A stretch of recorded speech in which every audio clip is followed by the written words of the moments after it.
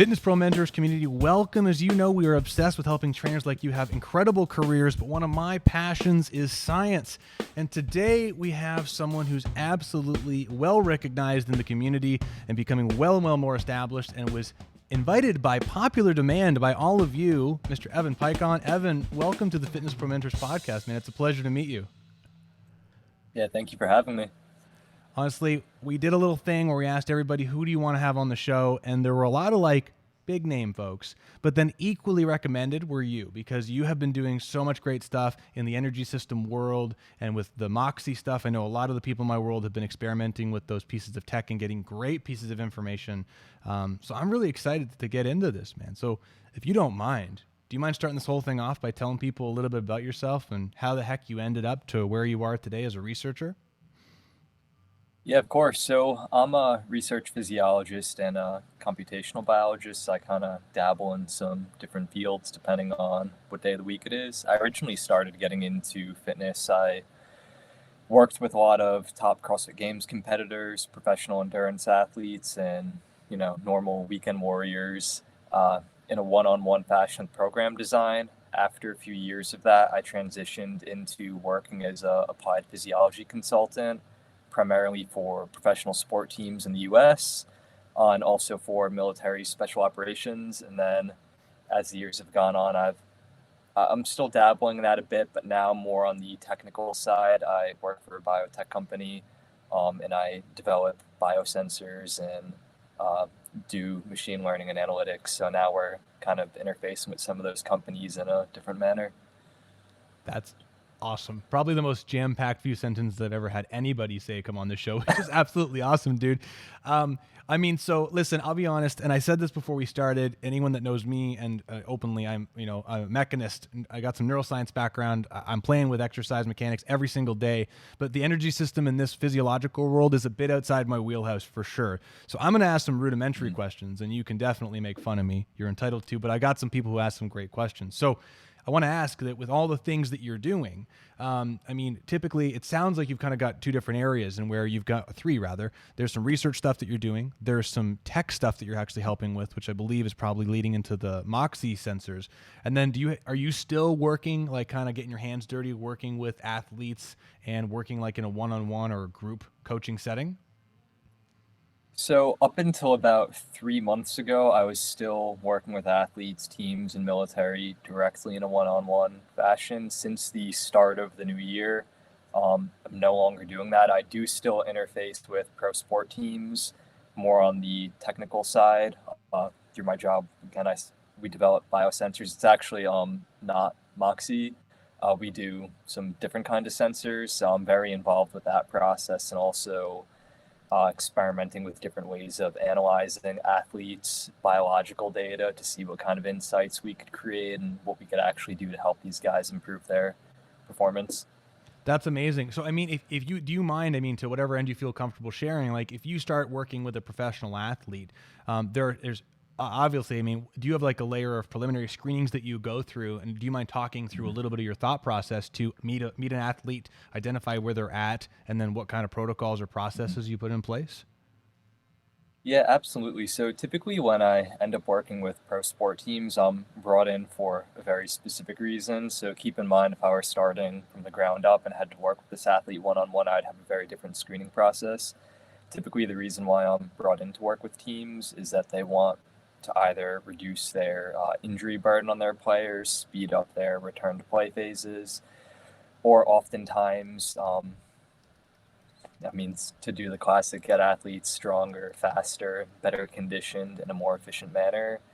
So a lot of what I always try and do is identify what individuals' exercise limiters are. The way that I tend to think of things is that we could only spend so much time a week training, and if we could only spend a finite time, we need to make sure that everything we do is highly specific to an individual's goals. So if we kind of use a crude analogy, imagine we have a factory production line. Keep in mind, I have no idea how factories work. So if someone here is a engineer working in a factory and they're like, this guy doesn't know what the hell he's talking about, they're absolutely right. They're not here. Well, let's say we have a factory. Okay, perfect. We've got 3 steps in this factory production line. Let's say it's a chocolate bar factory.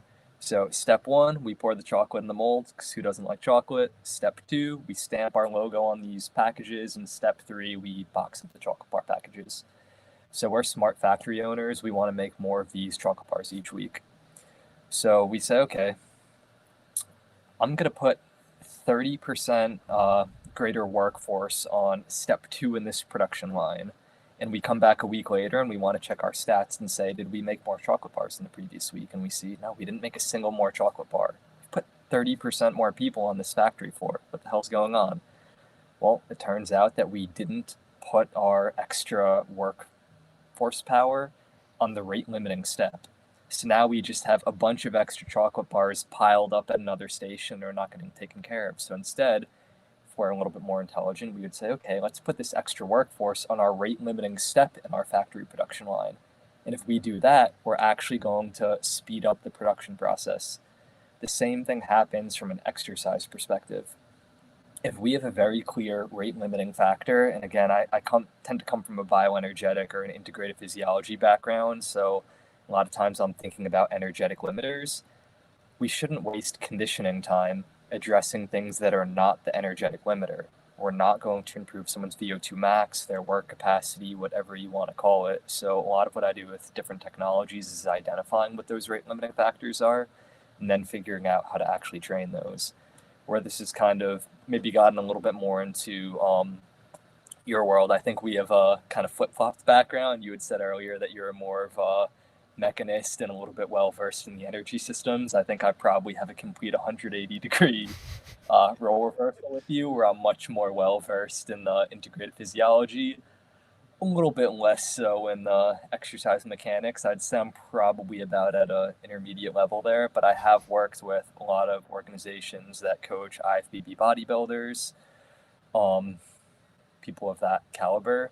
And the reason why I've been brought into those organizations is that we tend to think of resistance training and energy system training as like these dualistic things, like two sides of the same coin.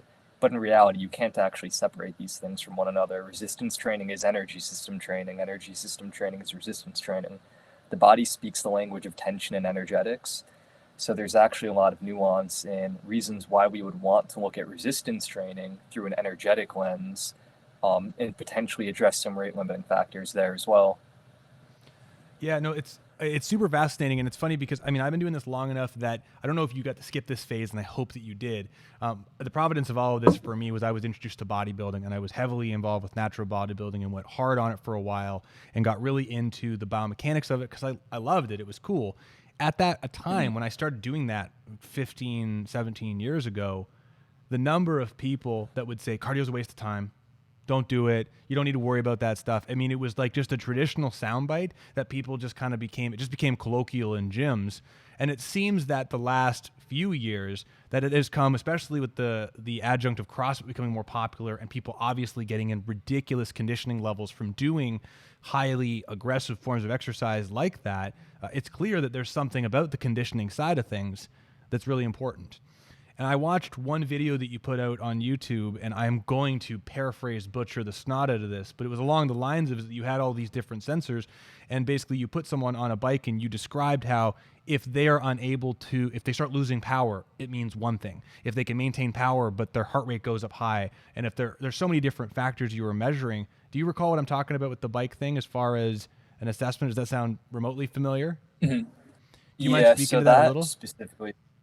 Yeah, for sure. So what we were trying to do in that specific assessment is, if you've ever heard of a VO2 max test, VO2 represents, the easiest way to think about it is that it's the maximum integrated capacity of the pulmonary system to uptake oxygen into your body, the cardiovascular system to deliver oxygen to the working muscles, and the muscular system to utilize that oxygen for energy. We could think of these as those 3 steps in that factory production line. One of these steps is going to be lagging relative to the others. So what we were trying to do in that test was figure out for this athlete which of those steps was lagging. I believe it was a female CrossFit Games competitor I was working with in that video. Yeah. We were trying to understand, is she limited by her pulmonary system, her cardiovascular system, her muscular system? And if we could identify that rate limiting factor, then we could be very strategic with her training to figure out what does she actually need to do to improve her conditioning. We could even say the same thing about bodybuilding, though. For example, we know that ultimately we want mechanical tension in the tissue. That's going to lead to a whole signaling cascade that is going to eventually lead to increases in muscle protein synthesis and accretion of muscle proteins.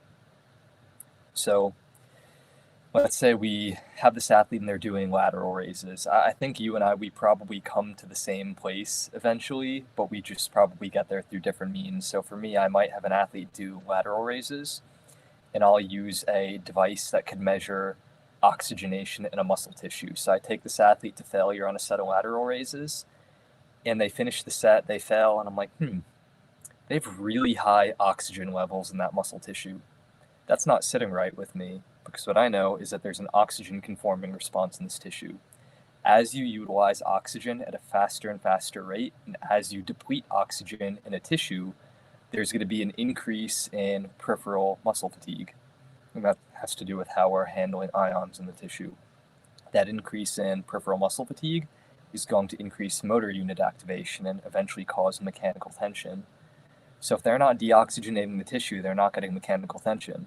So now what I do from there is I kind of step backwards and figure out, well, why aren't they able to deoxygenate this tissue? Sometimes for a lateral raise, you might see, particularly in CrossFit athletes, what we call hyperinflation patterns. These athletes are very good at breathing in, but they have really weak expiratory muscles. So they get stuck in this chest up posture, very extended thoracically, and they're not putting themselves in a good position to leverage the lateral delts. So we could work through that from more of an energetic lens to get them to where they could actually train their lateral delts in hypertrophy.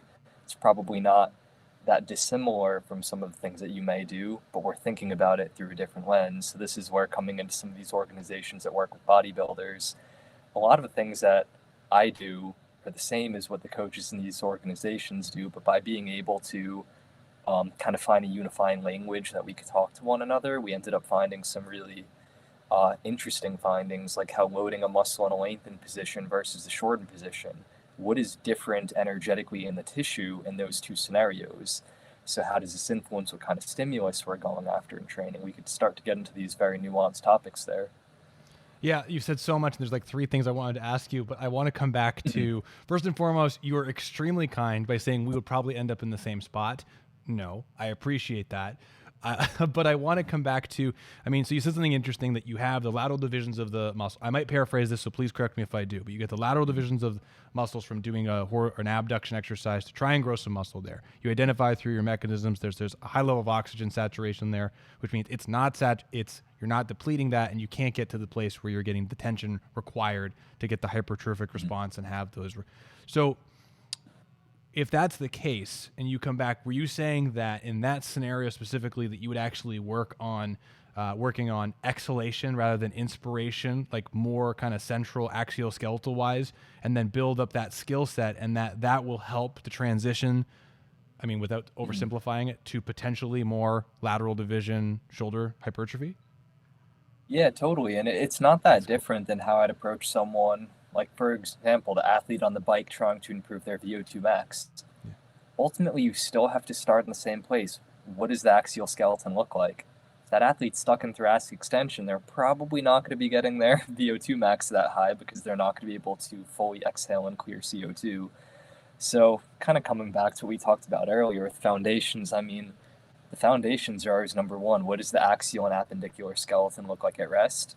Is that okay? What does it look like when it's moving? Is it still okay? If it is, what does an athlete's breathing mechanics look like as they're going through their positions? Are their tidal volumes sufficient, i.e. are they actually breathing in enough? And then subsequently, are they breathing out enough? What do the respiratory frequencies look like? And we could just keep spiraling out from there in getting more specific, of course, to what kind of training they're going after and what the adaptations are. I love this, man. So, the majority of the work that we use, we're using handheld dynamometers to measure output from right to left. Mm-hmm. And I have come from Jacques' influence in a very positive way. And then another scientist named Charlie McMillin exposed me to post-activation potentiation, which really helped us clean up some of our hands-on processes when preparing someone's skeletal muscle for exercise and whatnot. I will say that it's been just the last 3 years that the realization of how important everything you're talking about with oxygen saturation has really been a game changer. The demographic, we have a business here called Strata Internal Performance, and we've got 8 trainers, and almost all of them which are full-time. And our demographic we work with are basically people who have pains, and it tends to lean more towards the 65 plus age demographic. And we focused forever on just strategic resistance exercise, and frankly grew a good business from that. However, learning more from a rudimentary end at this point of how important it is to have people have better costal mechanics, not only from the mechanical perspective of having everything move, but actually to breathe better and actually have the energy available in the skeletal muscle to actually exercise it and get the responses we want. It's just been a game changer. I mean, with your, I want to come back to your high level stuff because it's ridiculous, but at this point, do you have you had any experience with your thought processes and methodology with working with seniors and older and more sensitive demographics? So honestly, I just haven't worked with that demographic one-on-one. So I could imagine the importance of these topics, but I just don't have the hands-on experience with it. Well, let's play a game because I'm super motor learning muscle focused, and I'm interested in trying to eradicate that bias. If you, in your opinion, grandma comes in and she has never exercised a day in her life, but she's been told at 65 years old, she's got some osteoporosis, needs to start working on skeletal muscle to try away from that sarcopenia thing. I'm so biased that we just get to the gym and we start figuring out what to do using range of motion assessments and whatnot.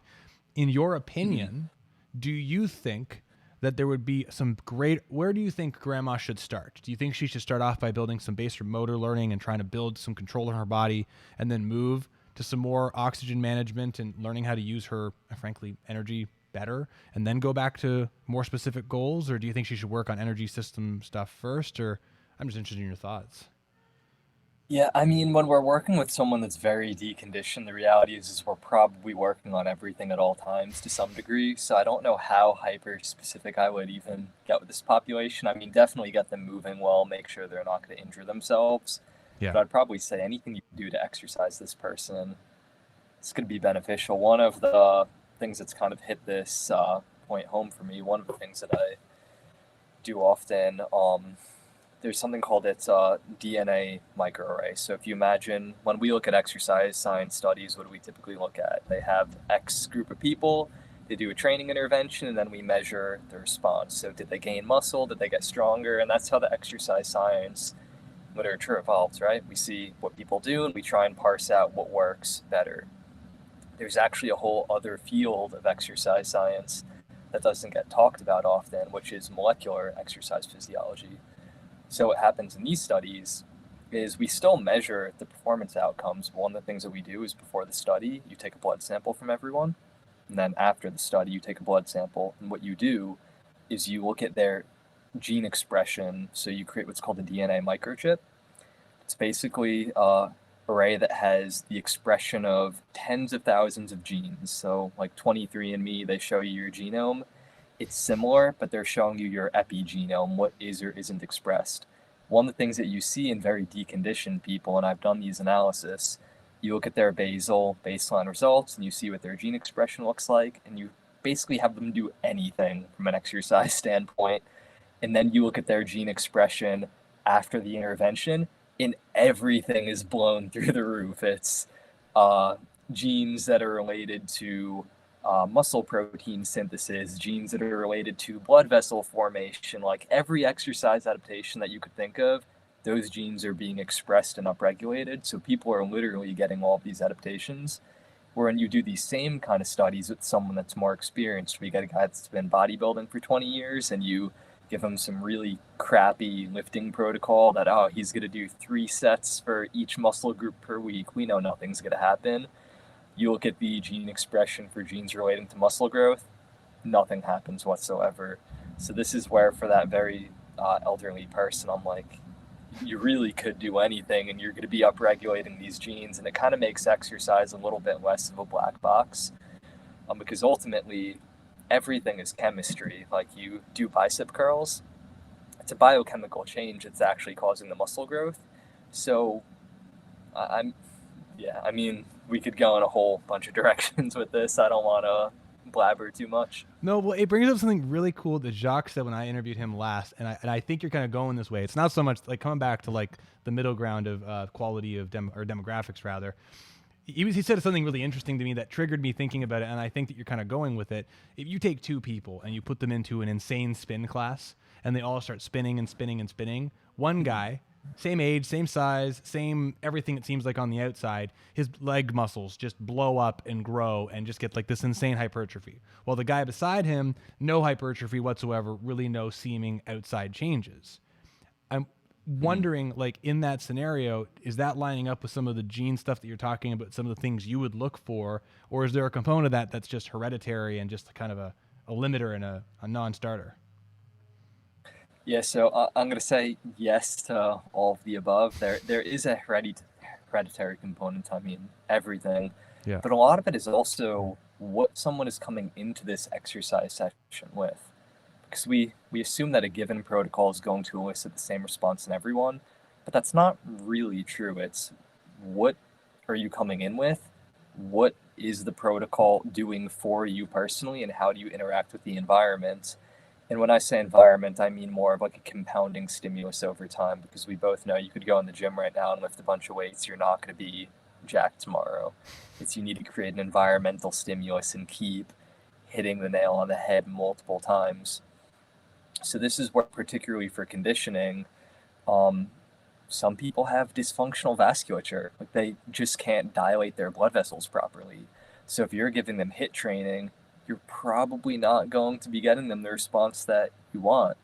Where other people, they are very limited by their cardiovascular system's ability to supply oxygen to the working muscle. So if you have them just doing a steady state bike for an hour, you're actually probably making them hypoxic in their peripheral tissues rather than getting these central cardiovascular adaptations that you want. So it's where we could get to this point and say, hey, this protocol should do X, Y, or Z from more of a textbook classical perspective.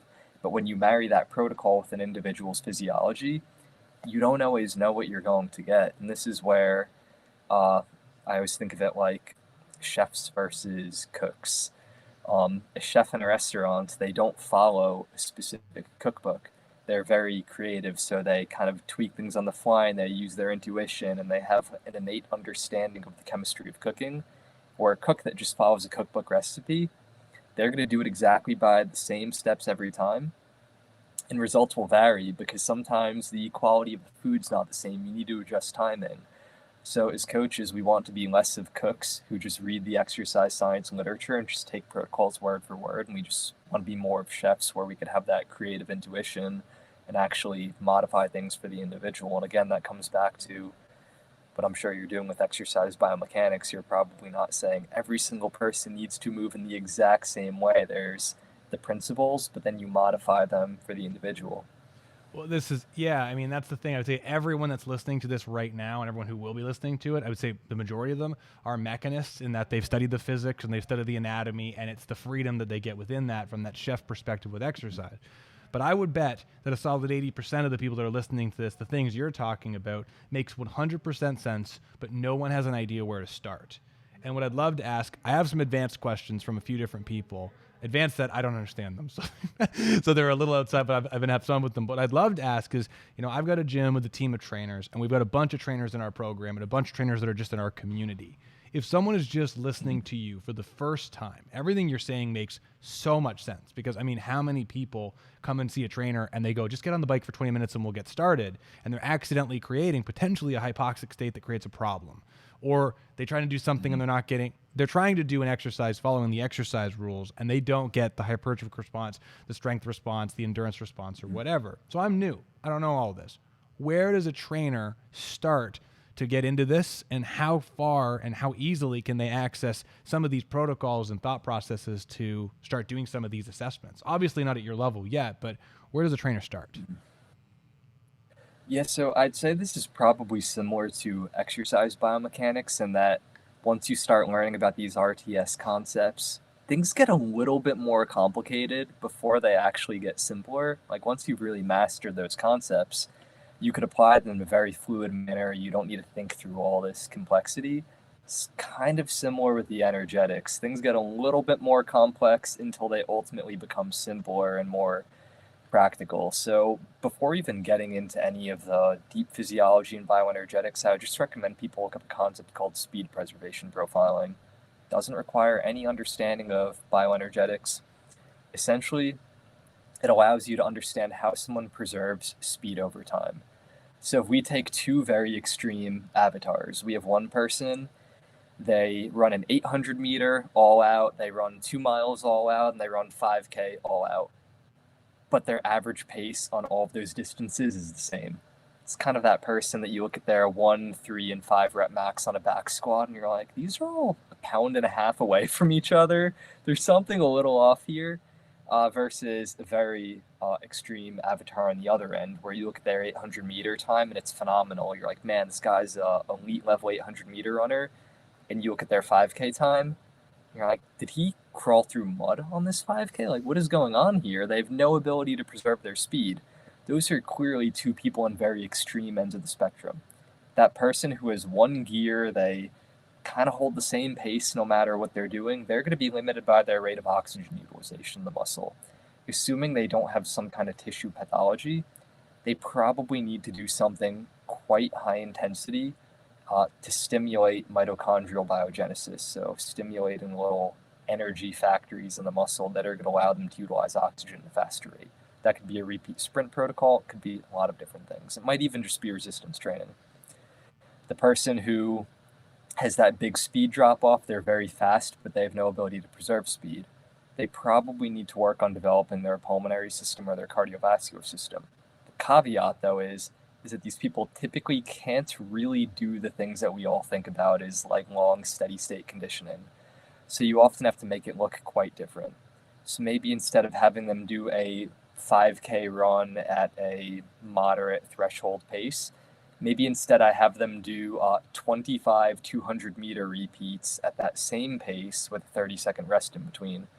What that's going to allow them to do is relax the muscle and get blood restoring, because one of the things that we don't often consider is that the cardiovascular system is a big closed loop. The same blood that's ejected from the heart is the same blood that's coming back to the heart. What happens with a lot of these individuals is they contract their muscles with a lot of force, but they don't fully relax the muscles. So blood pools in the veins in the extremities. Well, if blood's pooling in the veins, less of that blood is coming back to the heart. That means they're lowering their own cardiac output. So now they're not getting these centralized adaptations that we want them to. So this is just a very simple way to look at it. Integrative physiology, the deeper you go and the more complex it gets, because you need to consider how the brain regulates blood flow to the tissues. You need to consider metabolic regulation of tissues. It's a lot of different layers of complexity. So only because, I mean, makes perfect sense. So, I mean, going back to that particular example where someone can't do a 5K and perhaps you talk about doing 200 meters for a period of time with the spacing in between, if you get to that scenario where they are not moving their blood around enough, in your opinion, and of course this is going to change, but I'm just curious, would you try to maintain that 30-second spacing in between each one, even though their performance and their body is getting a little bit worse each time? Or would a staggered, slightly increased rest period each time, allowing them to recover, but ultimately still get the same 5K volume? Do you lean towards one of those more so than the other? Or I guess it's for each person differently. Yeah, and this comes down to whether we're auto-regulating it or whether we want to take more of a fixed interval approach. So if I wasn't using any technology, didn't want to auto-regulate things with this client, let's say they have a very low training IQ, they just don't know their body that well, and if you leave them to auto-regulate, things are just going to get a little bit too complex. What I would probably do is try and pick the pace appropriately. So the first few sets probably aren't going to be that stimulative for them, and it's really as they're getting into the later sets is where they're getting more deoxygenation. But I would structure the intensity and the rest periods such that I think they're going to be able to reoxygenate their tissues properly throughout this entire workout. And there are some things that we could do with this client to try and get a better feel for this. So let's say I'm not with them, they're just doing their own thing on their own, sending me their results. I would ask them questions like, did you feel blood starting to pool in your limbs during this workout? And if they're like, yeah, 18 sets in, my quads felt like water balloons and it felt like they were very filled with blood.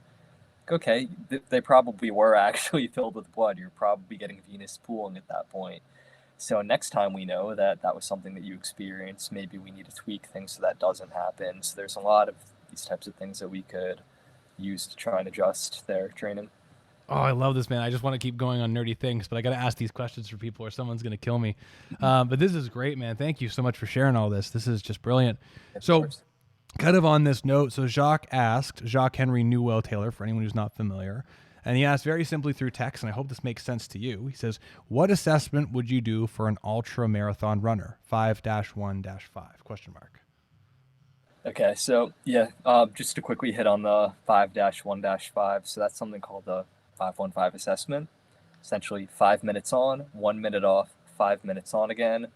You just keep repeating that pattern. The reason why it's called a 5-1-5 is that you do the same intensity twice. So you might go on a bike 5 minutes at 200 watts, rest a minute, 5 minutes at 200 watts, rest a minute, and then the next time you increase the load. Moving away from the 5-1-5 for a second, one of the things that I've noticed with ultramarathon runners that is really bizarre is they have very little ability to regulate their arterial blood pressure really late into events. So a few years ago, I worked with a few elite ultramarathon runners, and where I started getting clued into this aspect of physiology is one of them told me in the most casual manner that they've gone into cardiac arrest twice during races, and then the others started to chime in. They're like, oh yeah, once I typically get around X miles in. These were people that race 200 milers often. They're like, yeah, once you get 180 miles in, once you stop running, you black out. I'm like, what? They're like, oh yeah, we're fine when we run, but when we stop, we black out. And then we wake up a few minutes later and we're fine. But then anytime we go to a pit stop and we stop running, we just faint. I'm like, what is going on here? Well, it turns out our brain's always trying to regulate our arterial blood pressure. It's something that you keep it in a very narrow range. Arterial blood pressure gets too high, you're obviously at risk of stroke, among many other things. It gets too low, you faint. Well, when you're running, you're vasodilating the extremities. So you're essentially opening up the pipes, and your heart's increasing to get blood to the extremities. Well, one of the issues is that the skeletal muscle pump, it's essentially a second heart. So we think of our main heart in our chest. The skeletal muscle acts as a second heart in the periphery. So we push blood out to the extremities, the muscles contract and push blood back to the heart. And you really never see a failure of this system under normal circumstances, because even right now at rest, we have some base level of muscle tension. You've ever heard soldiers, when they stand up for hours in a row, sometimes they black out. One of the ways that they could prevent this is you just lightly flex your calves a bit and you push that venous blood back to your heart. Well, what happens in these ultramarathon runners is they're so vasodilated and their muscles get so fatigued that when they stop running and their muscles aren't contracting, they don't have enough muscle tone in their periphery to actually maintain their blood pressure. So they just get this huge hypotensive event when they stop running, and then they faint until their blood pressure normalizes and they come back. So with ultramarathon runners, it's really hard to parse this out in something like a 5-1-5 test or anything that we're going to do in a gym. Personally, I can't think of any amount of money that someone's going to pay me to watch them on an assault bike for 17 hours while I put them through a physiologic assessment. So I typically think that this is just going to be an issue for them. It's just the reality of the sport. So it sounds so counterintuitive, but improving their ability to create tension in the periphery, that's going to be such a huge factor. The second one is going to be improving their maximal cardiac output. Oftentimes people don't really think about this for ultra runners because they really are never hitting peak cardiac outputs in their event. They're kind of just chugging along at relatively low cardiac outputs. But the reason why we want to improve the maximum cardiac output is if we raise the ceiling up, then they're doing their race at a lower percentage of that. So when they are getting so far into these races that they have this extremity vasodilation, when they stop, they're able to increase their cardiac output enough to actually maintain their blood pressure and maintain their consciousness. Where if they're running at a higher percentage of it, when they stop, they're putting themselves at risk of that hypotensive event. So it's a lot of kind of like weird pathophysiology that you need to deal with in these populations because their sport is doing something so inherently threatening to blood pressure regulation.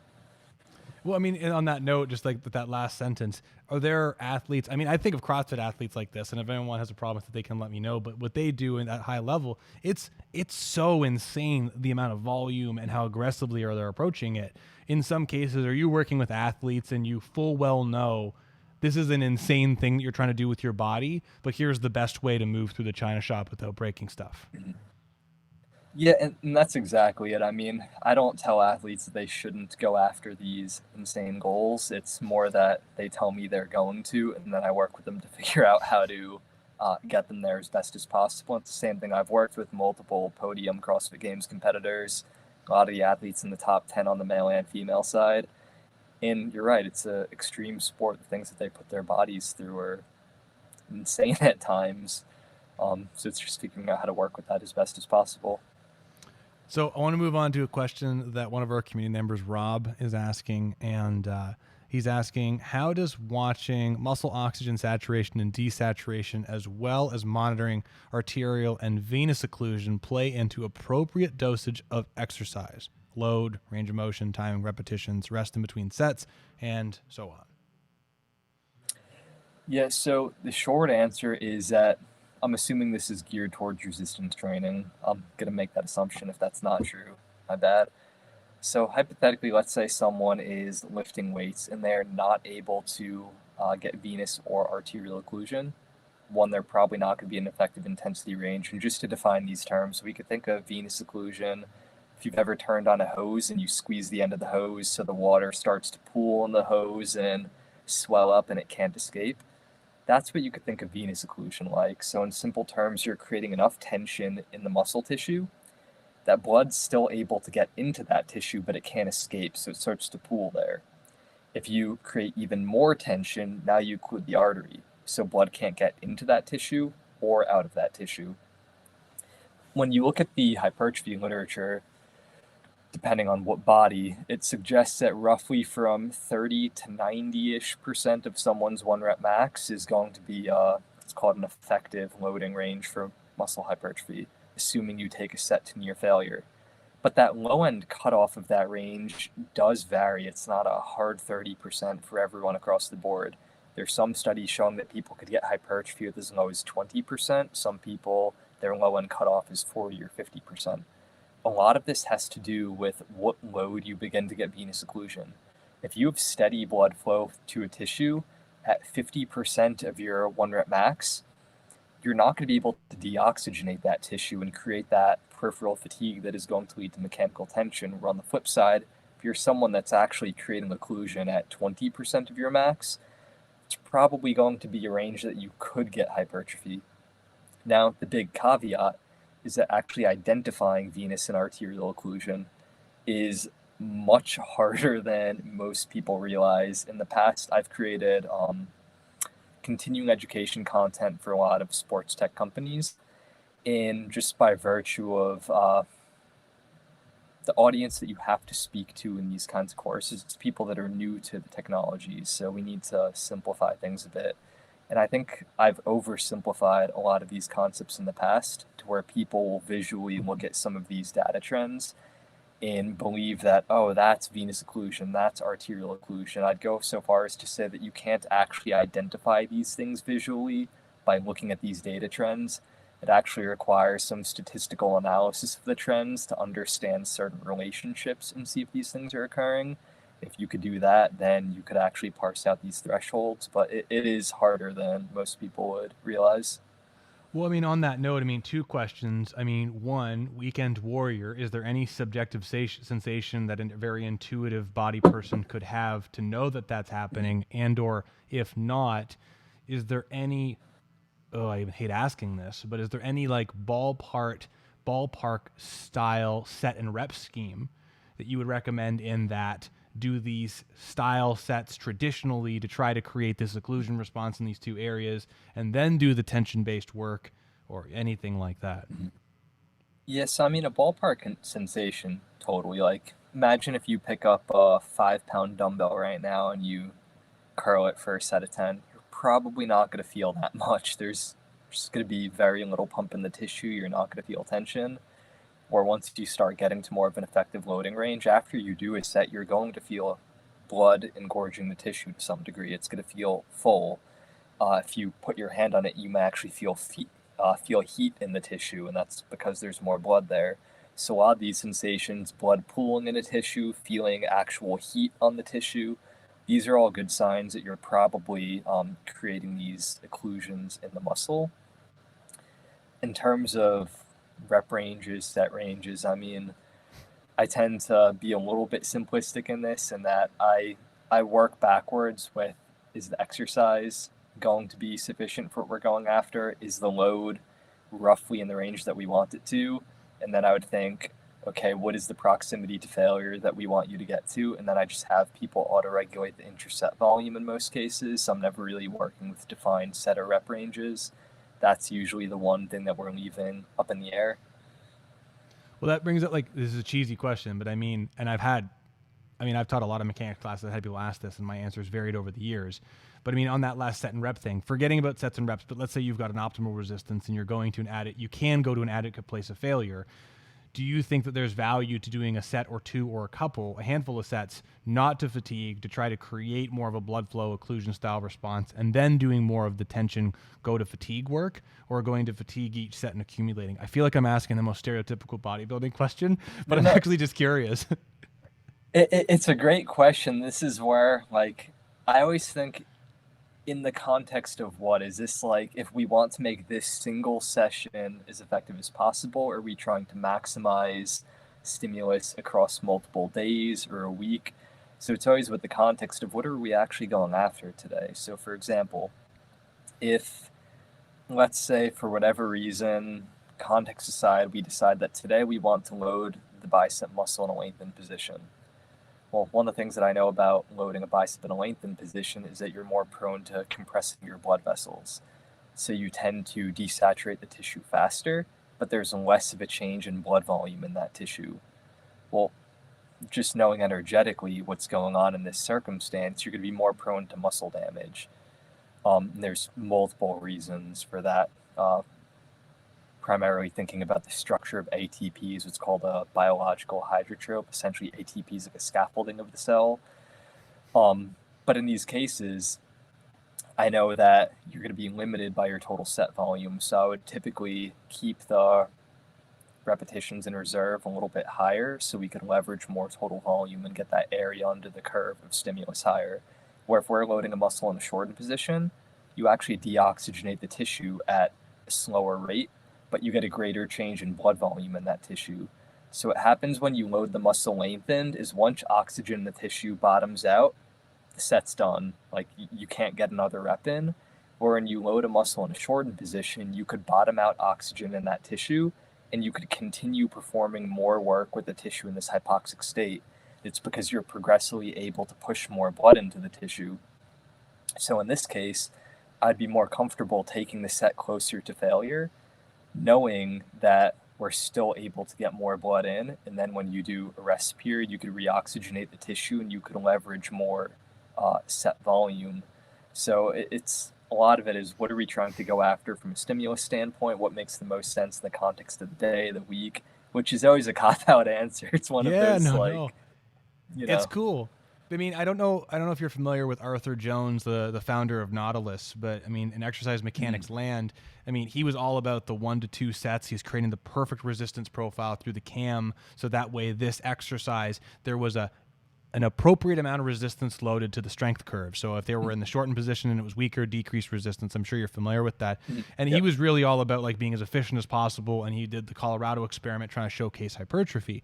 But I would say, like, I jumped into that world, I went all in, and to me, that, I don't know, but to having that, quote unquote, if you even could, having a perfect profile consistently through an entire range where there's a theoretically an even loading through the most massive range possible, it seems like you would create like a hypoxic state really quick, but you wouldn't be able to necessarily benefit from the extremes of focusing on the lengthened end and or the shortened end, which creates like a really interesting, juxtaposition to how a lot of these bodybuilders thought about it in the 70s and 80s. It's very interesting. Yeah, for sure. And it's one of those things that we could start to speculate all we want about X, Y, or Z, but so much of this data doesn't exist. We're all talking about things from a different perspective, and it's really in recent years that we're starting to marry these different perspectives, and I think something really nuanced and interesting is going to come of that, but there's so many questions that we just can't answer right now, which is frustrating and kind of fun. But like with you and many others, I would say that there's definitely way more conversation, about, cardio breathing stuff at all. And not in the cheesy sense for weight loss, but really about how it benefits every other part of the system, which is just like, it's really cool. It's really, really cool. And I have to say, I mean, to anyone that I got to compliment you because your delivery of this stuff is you have the science and you're also to break it down. Your ability to break it down is just fantastic. So I love that. I got a question from one of our students in FPM, Michael Cooper. He asked a few questions, and you actually answered them throughout this. But the last question he asked was, with regards to technology and assessing physiology, what tech are you currently most excited about? This is a easy question for me. I can't give too much details, though. I work for a company called NNOXX. We're a biotech company, and we're developing a next-gen wearable that the measurements that our device will take, there is no other device on the market that makes these. It's measurements that used to cost hundreds of thousands of dollars to measure in a lab, and we're making it non-invasive and portable for cheaper than really any other wearable on the market. It's going to have applications for resistance training, injury prevention, improving endurance, and where a lot of these types of technology like MOXIE or metabolic analysis that people are familiar with, you really need to know your physiology to get use out of these. We're applying machine learning to everything, so all the analysis is automated, so people don't need to understand any physiology. They just pop the device on, it will interpret the data for them. And for people like us that might want to dig a little bit more into the physiology, they could also get the raw data and do their own experiments and fun things with it. So I'm pretty pumped about that. Yeah, that sounds sick. Is that a consumer product or is that going to be more for professionals? It's going to be both. So there's going to be different tiers of the product depending on what people want it for. So there'll be versions for the average person going to the gym, doesn't really care about the data, up to military and professional sports. Dude, please keep me posted, and when you're ready to talk about it, I will happily help you promote it as fast as possible, because I'm sure that of the people listening right now and the people who listen to this in the future, there will be people who will buy it for sure. Yeah, that'd be awesome. Evan, man, I got to say, I think this is a great place to put a pin in it today. I have actually a ton more questions, but for anyone who's listening to it, I already talked to Jacques about this and talked to you about this. We're going to have you on again in the future with Jacques Henri Newell Taylor of the Exercise Design Lab. I think it's going to be a blast. So we're going to have you on again. I'm really excited about that. But I mean, Evan, where can people find out more about you and the things that you've worked on in the past? I know you've put a bunch of academic information out there on YouTube. Mm-hmm. Yeah, so easiest place to find me right now would be Instagram. I put a lot of short form content on there, and my handle name is first and last name, so just Evan_Peikon. And I also have a Substack platform called the Emergent Performance Lab Substack, and that's where I put all of my long-form contents. There's probably 100 articles on there or something of that nature. Beautiful, man. Evan, listen, dude, thank you so much for your time. I know you're a busy person and you're well in demand. I really appreciate you sharing this hour of wisdom with the Fitness Pro Mentors community and me. It's been very eye-opening, and I'm really excited to learn more about this stuff. So thank you. Yeah, thank you for having me, man. I'm looking forward to chatting with you and Jacques.